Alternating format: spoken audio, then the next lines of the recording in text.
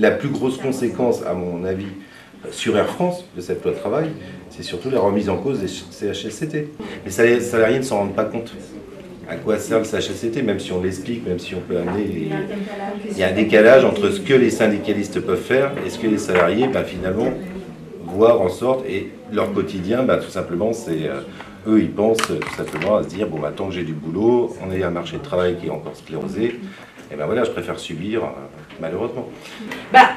En fait, ce qui va se passer, c'est, tu vois, avant, tu avais des accords minimaux, en fait. Tu vois, par exemple, ton CE fonctionnait comme ça. Tu vois, quand tu touches ton truc à Noël, ça se passait comme ça. Ouais. Maintenant, c'est plus comme ça, en fait. Il n'y a plus de minimum. En fait, maintenant, c'est le patron qui décide de tout. Donc, en fait, avant, tu pouvais avoir que plus. Là, tu peux avoir carrément moins. Et alors là, ça parle.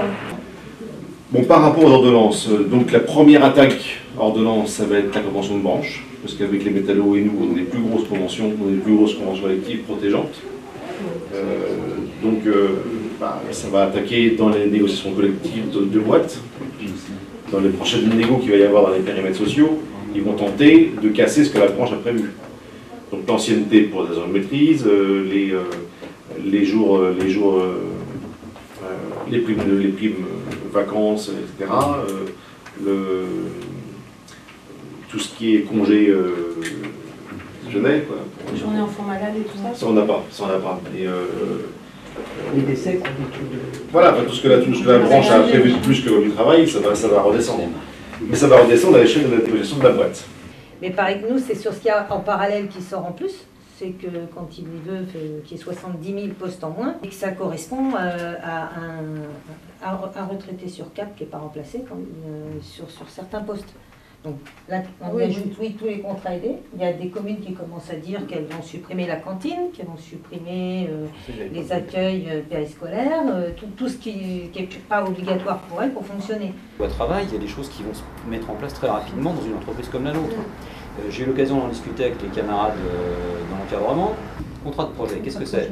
Aujourd'hui, on a un certain nombre de sous-traitants qui sont sur des projets, justement. Là, demain, on n'aura pas besoin de passer par l'intérim ou des choses comme ça pour des métiers un peu qualifiés. On va se retrouver avec des ingénieurs qui vont être sur des contrats de projet, et ça peut durer des années. Le mec, il fera 9 ans, il sortira de son école d'ingénieur, il fera 9 ans en contrat de projet avant d'espérer avoir peut-être un CDI. Donc la conséquence, ça va être de cette nature-là. Et ça impacte fortement les jeunes aujourd'hui.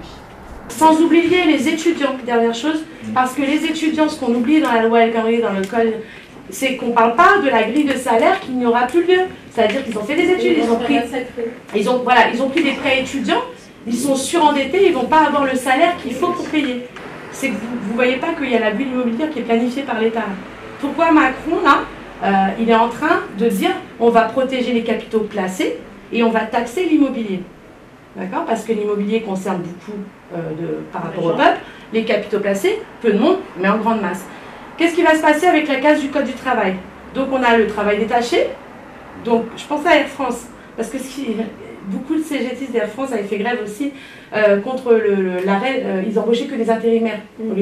En fait, on commence à préparer la case du Code du travail en prenant des emplois détachés, etc. Donc les gens vont gagner moins. D'accord? Donc vont être licenciés, donc vont être obligés de vendre leur bien immobilier ou de rendre leur appart. Ce qui va se produire, c'est que du coup, ceux qui veulent vendre ne pourront pas vendre, puisqu'il va y avoir une grosse masse, donc la bulle immobilière se crée. La plupart autour de la table ici interviennent, travaillent dans des grosses boîtes qui ont effectivement des structures syndicales très implantées. Moi je suis issu du monde de la PME. Ça va être un carnage. Ça va être un carnage dans les PME afin de répondre aux nécessités liées au fonctionnement de l'entreprise ou en vue de préserver ou de développer l'emploi. Un accord d'entreprise peut aménager, etc. etc. Ça, c'est la porte ouverte à tout et n'importe quoi. Ça veut dire que les patrons de PME, il y a des gens qui se comportent très bien, j'ai rencontré des gens formidables, mais il y a aussi des salopards. Et ça, c'est la porte ouverte à toutes les dérives. Donc dans vos boîtes, vous avez forcément vos collègues de travail, forcément un conjoint, un frangin, une copine, un machin, qui bosse dans le monde de la PME, alertez-les. Alertez-les parce que ça va être terrible. D'accord ? Le monde de la PME va souffrir. Le premier employeur de France, ce sont les entreprises de moins de 20 salariés. D'accord ? Les gens ont la trouille pour leur job. Et demain, les ordonnances qui sont là vont permettre aux patrons de baisser les salaires ou de faire bosser les mecs 39 heures, 40 heures, 45 heures, sans contrepartie. On est dans un monde où il y a 6 millions de chômeurs, donc je veux dire, c'est une prise en tenaille qui va être terrible. Donc ça va être un carnage. Mon sentiment, c'est ça. Le deuxième tiroir, c'est de fracasser le SMIC. Vous savez que le SMIC, c'est 1470 quelques euros, c'est la même chose partout pour tout le monde. Il y a un type qui vient d'être nommé à la tête du groupe qui travaille sur le SMIC, qui s'appelle Gilles Berset. Ce type est un ultralibéral. Les gens qui représentaient les salariés dans ce groupe de réflexion sur le SMIC ont été sortis par Macron. Donc aujourd'hui, on n'a que des ultralibéraux. Ils sont en train de réfléchir à avoir un SMIC modulable par région, par branche, par activité, etc.